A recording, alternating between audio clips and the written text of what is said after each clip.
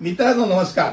कायदेशीर माहिती देणाऱ्या माझ्या YouTube चॅनलमध्ये तुमचं स्वागत आहे. आजचा विषय कर्फ्यू म्हणजे संचारबंदी आणि कलम 144 म्हणजे जमावबंदी, या दोघांमधला फरक काय.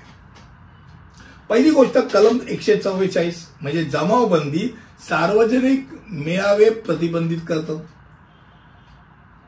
5 किंवा 5 पेक्षा अधिक लोकांना विशिष्ट कालावधी करता एकत्र राहण्याकरता, एकत्र जाण्याकरता, एकत्र फिरण्याकरता, एकत्र गप्पा मारण्याकरता बंदी करतात.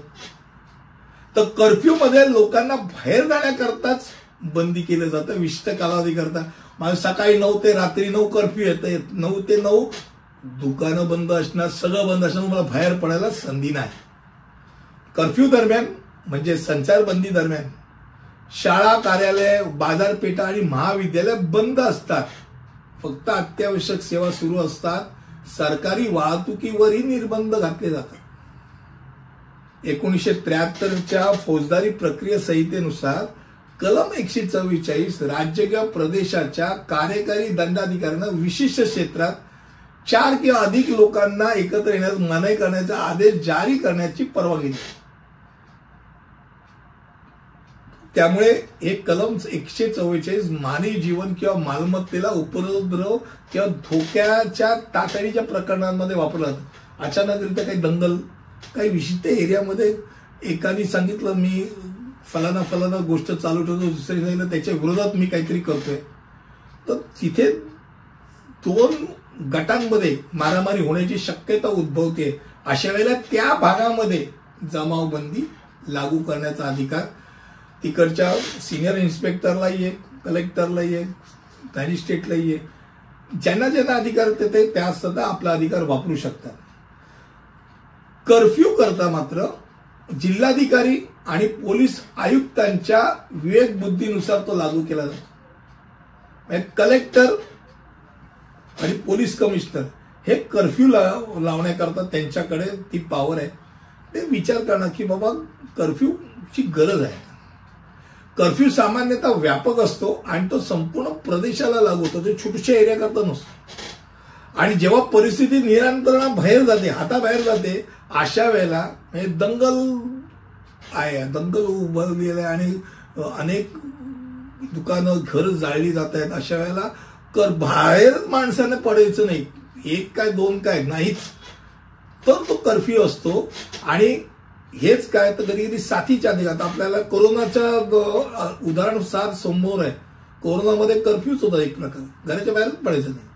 तर हे कलेक्टर लेवलवरनं तो डिक्लेअर करू शकतो की बाबा आता या ठिकाणी या शहरामध्ये संपूर्णतः कर्फ्यू लागू आहे.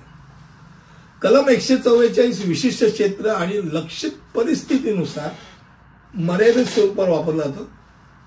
त्याचं उल्लंघन केल्यास कायदेशीर कारवाई होऊ शकते आणि अधिकाऱ्यांना अटक करण्याचे सुद्धा अधिकार दिलेले आहेत. 44 म्हणजे जमावबंदी जी आहे ती खास करून शांतता, सार्वजनिक आणि खासगी सार्वजनिक मालमत्तेच्या संरक्षणाकरता वापरली जाते. सामान्य जनतेच्या सुरक्षितेकरता 144 कलम हे लागू केलं जातं.